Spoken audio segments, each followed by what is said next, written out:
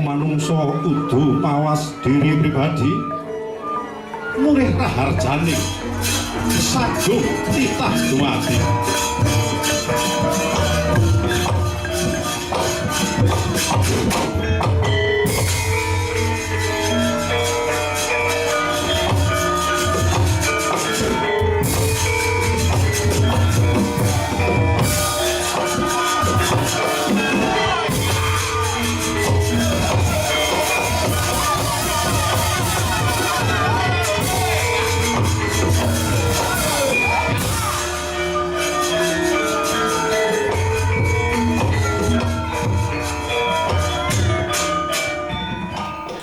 Assalamualaikum warahmatullahi wabarakatuh.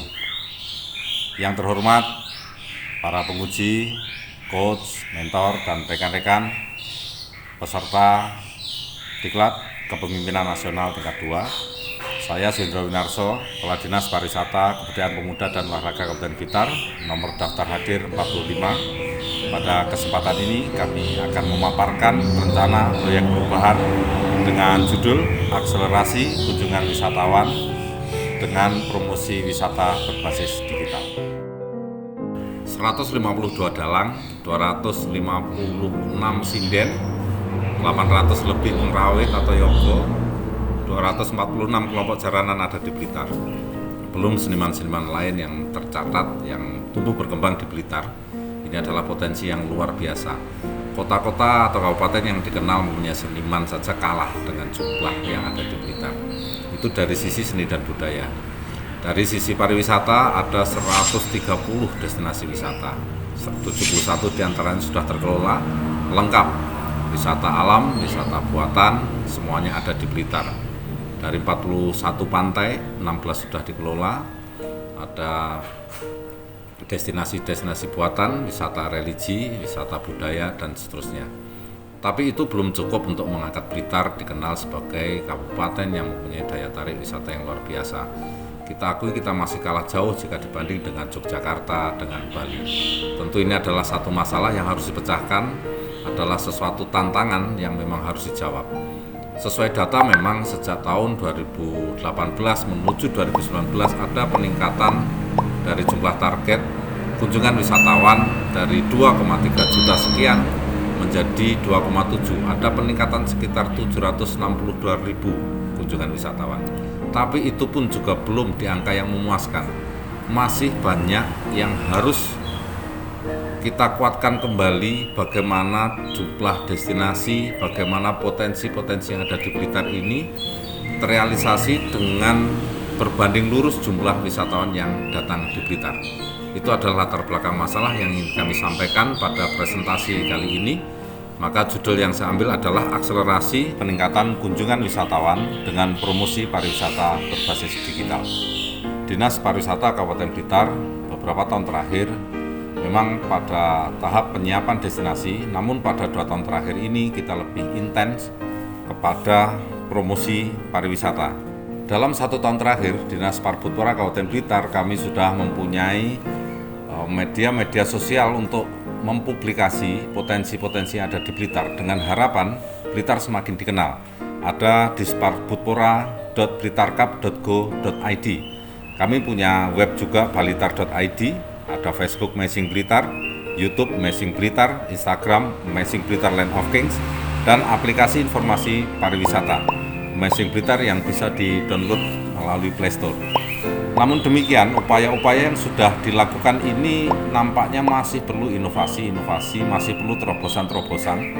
Dengan bukti kunjungan wisatawan yang kita harapkan semakin meningkat, memang ada peningkatan, namun demikian sekali lagi dengan jumlah destinasi, jumlah potensi yang ada di Blitar itu belum berimbang. Artinya masih dibutuhkan terobosan-terobosan yang inovatif yang bisa membawa Blitar ke setidaknya kancah nasional kalau belum internasional. Karena tercatat untuk wisatawan mancanegara juga masih sangat minim. Ini adalah tantangan kita.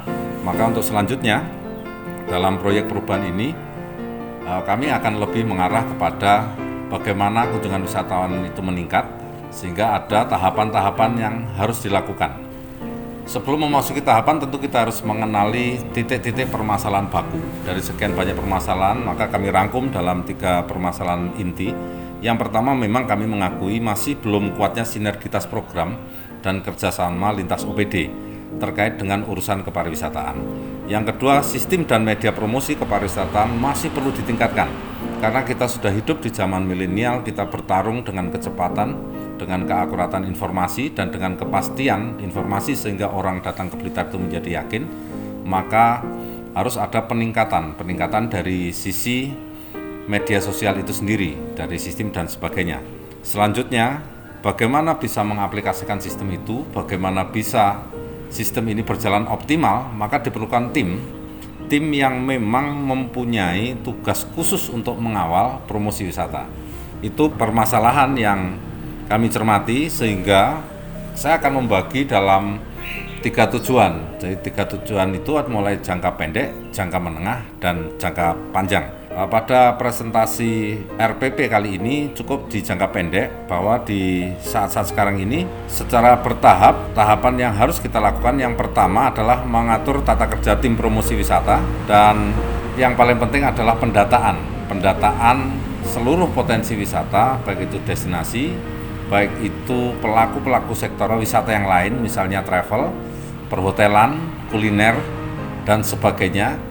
Ini diperlukan pendataan yang betul-betul akurat dan real kondisi saat ini, sehingga dengan diketahuinya data itu maka akan lebih memudahkan pimpinan daerah untuk mengambil strategi kebijakan. Dari 3 permasalahan utama setelah kami kaji, kami analisa, maka saya memilih 1 dari 3 itu, yaitu tentang bagaimana promosi wisata itu. Jadi kita perlu fokus untuk perubahan dengan cepat. Maka dari fokus perubahan itu ada 3 kelompok yang perlu saya sampaikan. Yang pertama, harus ada inovasi proses, karena ini akan merubah materi dan model promosi wisata. Ini sangat penting karena di era digital ini, di era milenial ini, perlu kecerdasan, perlu membuat sesuatu yang menarik, membuat trigger sehingga orang melirik Blitar. Yang kedua adalah inovasi metode, yaitu dalam pendataan pariwisata yang semula dilakukan secara manual akan dirubah full dengan digital. Yang ketiga, inovasi teknologi. Diharapkan dengan proyek perubahan ini akan ditambahkan modul aplikasi baru dalam sistem pendataan dan promosi wisata. Bapak Ibu yang saya hormati, perubahan dari sistem manual ke era digital ini sudah juga sesuatu yang harus dan sesuatu yang wajar, apalagi di masa pandemi COVID-19 ini. Nanti pasca pandemi kita akan masuk tatanan baru, new normal life, dan dituntut kita tidak mungkin tidak untuk tidak memanfaatkan era digital. Dari beberapa yang saya sampaikan untuk tujuan jangka pendek yang bisa saya janjikan dan saya upayakan semaksimal mungkin, untuk jangka pendek ini akan terwujud aplikasi sistem informasi data dan informasi tentang pariwisata yang update, sehingga orang datang ke Blitar itu sudah langsung tahu informasi yang lengkap, pengen kemana, nginap di mana, travelnya pakai apa, dan biaya berapa yang akan mereka butuhkan. Ini yang kami janjikan dalam proper ini. Untuk selanjutnya di jangka menengah, tentu kita akan terus berharap peningkatan kunjungan itu terlihat secara signifikan. Terus yang ketiga, untuk jangka panjang, image pasar wisata Blitar akan lebih dikenal dan Blitar sebagai satu tempat yang layak untuk dikunjungi. Maka branding yang sedang kita gulirkan terus adalah Blitar Land of Kings. Dari paparan singkat yang saya sampaikan di atas, tentu ada tahapan-tahapan teknis yang harus dilalui, dan itu saya pastikan sudah terinci dalam tertulis yang sudah kami kirimkan di rencana proyek perubahan. Jadi milestone memang tidak kami paparkan dengan jelas. Yang pasti kita masih butuh SK dari sekretaris daerah, kita butuh SK dari kepala dinas untuk pembentukan tim promosi atau tim kreatif untuk mendukung mewujudkan bahwa inovasi yang sedang dan akan kami lakukan ini berjalan efektif dan mencapai tujuannya. Bapak Ibu dan rekan-rekan yang saya hormati, yang terakhir barangkali perlu saya sampaikan, pariwisata adalah investasi. Namun dunia pariwisata adalah investasi jangka panjang. Pariwisata tidak bisa berdiri sendiri, maka harus bisa bekerja sama dengan stakeholder yang lain sebagai pendukung bagaimana daerah bisa bangkit dari sisi kepariwisataan.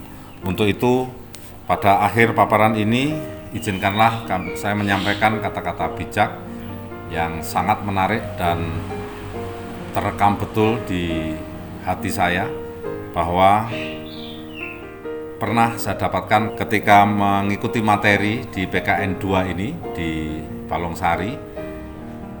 Jangan berjalan di belakangku karena aku tidak akan mengikutimu. Jangan berjalan di depanku karena aku tidak akan memimpinmu. Berjalanlah di sisiku sebagai sahabatku. Maka pariwisata akan bisa bangkit dengan kebersamaan, dengan kekompakan, dengan kerjasama dan koordinasi yang baik di antara kita semuanya. Demikian paparan yang saya sampaikan. Terima kasih, mohon maaf jika ada kata-kata yang kurang berkenan. Selanjutnya mohon koreksi, arahan, dan petunjuk dari para penguji, coach, mentor, dan rekan-rekan semuanya. Terima kasih. Assalamualaikum warahmatullahi wabarakatuh.